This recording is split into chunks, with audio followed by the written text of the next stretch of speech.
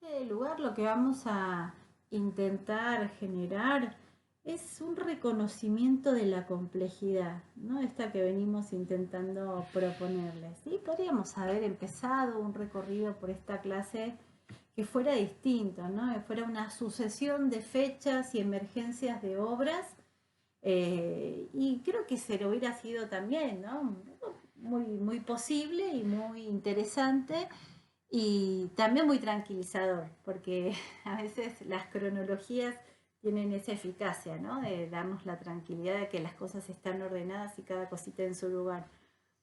Pero bueno, nuestra idea es no dejarles inquietos o inquietas, pero sí esto que decíamos antes, poder trabajar sobre la complejidad, sobre la porosidad de los fenómenos. En este sentido, si bien la vanguardia, el gesto de la vanguardia, cuando se encuentra con el cinematógrafo y cuando explora sus posibilidades expresivas, se conecta con un gesto que Mabel Tazara define como el cuestionamiento de la lógica de lo real, lo que podemos decir es que el modo en que establecen ese cuestionamiento es diferente digamos, es diferente respecto del tipo de estrategia o de vanguardia, o dicho de otro modo, que no toda la vanguardia opera del mismo modo o concibe del mismo modo eh, esta posibilidad de discutir o esta necesidad de discutir la lógica de lo real y con ello además discutir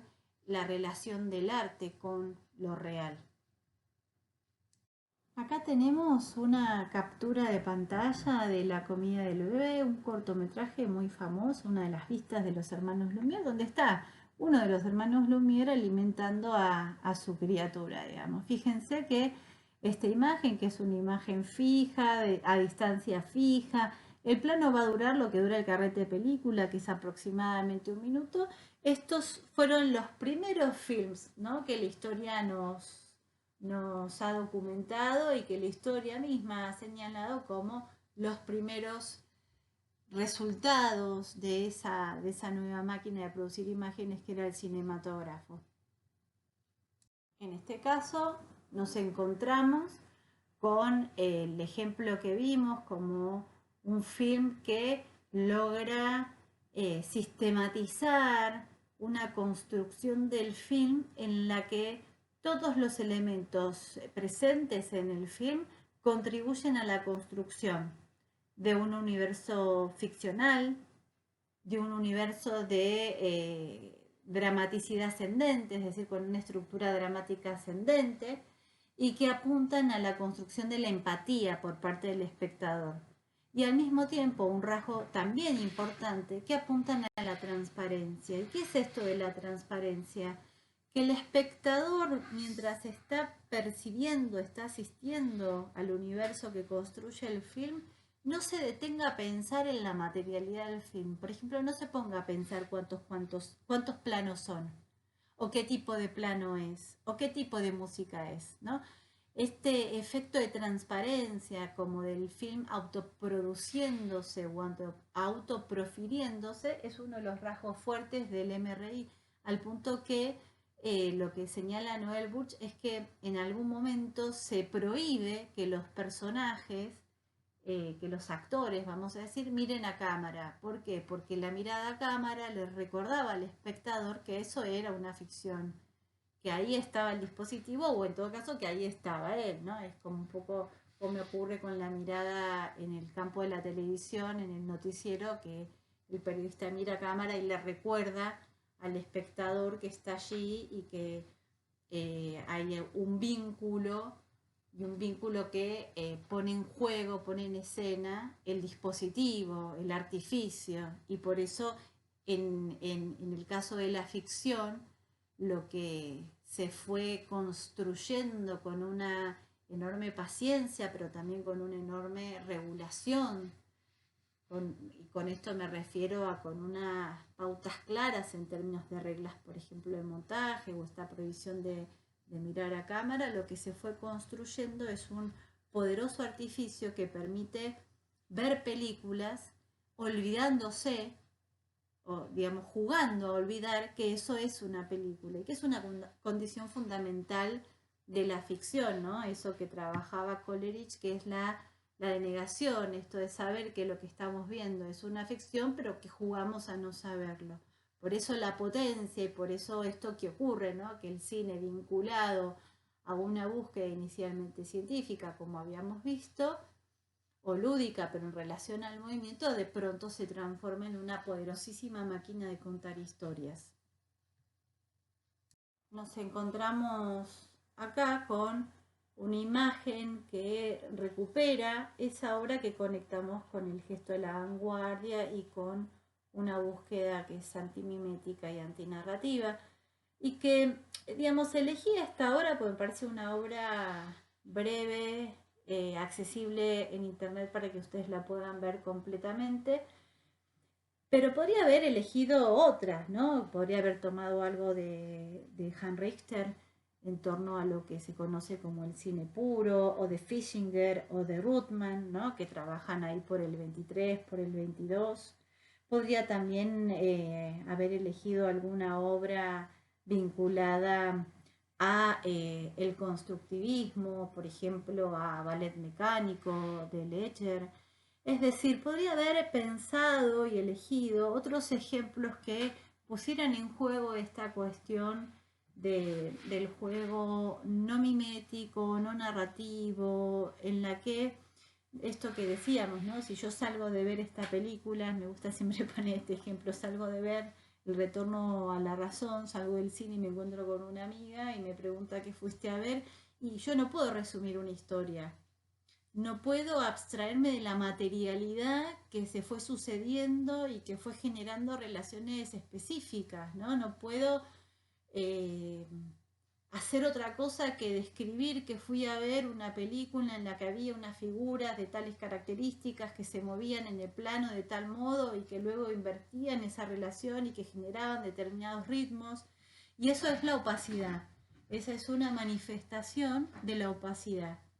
En este sentido, digamos, el retorno a la razón nos permite pensar en esta condición no narrativa. Yo no puedo contar una historia, no hay relaciones causales que se pongan en juego, hay relaciones que están más bien dadas por unas asociaciones cromáticas, rítmicas, formales, de composición, ¿sí? Entonces es no narrativa. Por esto que decíamos, tiene que ver, no con apunta no a la función referencial, por ejemplo, a contar una historia, sino a dar cuenta de operaciones de tipo poético, inversión, contraste, repetición, como habíamos dicho antes, y que trabaja en términos de la opacidad. Ahora bien, en el ejemplo que sigue, lo que vamos a ver es una propuesta que está como en tensión, que no podríamos ubicar como plenamente antinarrativa, pero que tampoco podemos ubicar como plenamente antimimética, y que de alguna manera también pone en tensión esta relación entre opacidad y transparencia, y que pertenece a este momento de la vanguardia. Por eso lo que vamos a proponer con el ejemplo que sigue es pasar del gesto de la vanguardia como si fuera una singularidad o un funcionamiento homogéneo a los gestos de la vanguardia, por pensar esos matices. En este caso estamos viendo la secuencia de las escalinatas de El acorazado Potemkin. Esta película es de Eisenstein, de 1925-27, de acuerdo a los autores. Es una película que desde alguna apreciación se llamaría como vinculada a la vanguardia soviética, al materialismo dialéctico. Observen estas imágenes y traten de observarlas, por un lado, sí, atendiendo a lo referencial mimético, pero pensémoslas en términos, si se quiere, compositivos. Miren el movimiento de los personajes, las direcciones de los movimientos de los personajes. Fíjense que en el anterior el recorrido era del centro a la izquierda del cuadro, como ocurre ahora en este. ¿Sí? Este cuerpo va a caía hacia la izquierda, pero el cuerpo del plano siguiente cae hacia el otro lado, cae hacia la derecha, en diagonal, pero hacia la derecha. Planos generales de multitud, plano de más cercano de un pequeño en las escalinatas.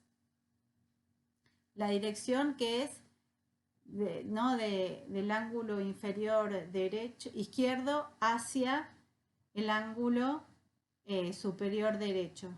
En el próximo es hacia la línea diagonal opuesta. Es decir, si tomáramos el análisis de esta secuencia en términos del MRI, bueno, nos regañarían, ¿no? Nos dirían que es una secuencia que está rompiendo, vamos a decir, las reglas de raccord, que está rompiendo las reglas de montaje, que no hay continuidad espacio-temporal.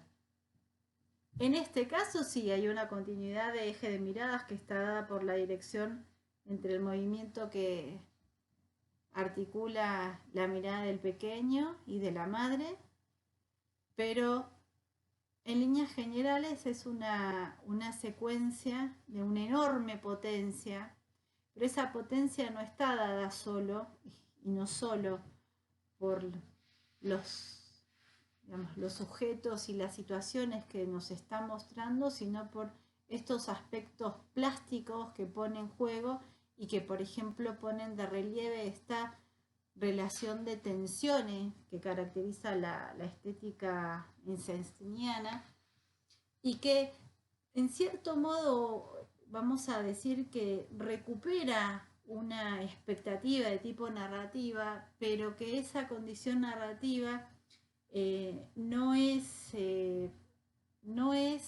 al modo de la continuidad espaciotemporal, de la sujeción diegética, ¿no?, al universo de ficción que construye el film, que habíamos visto con el MRI.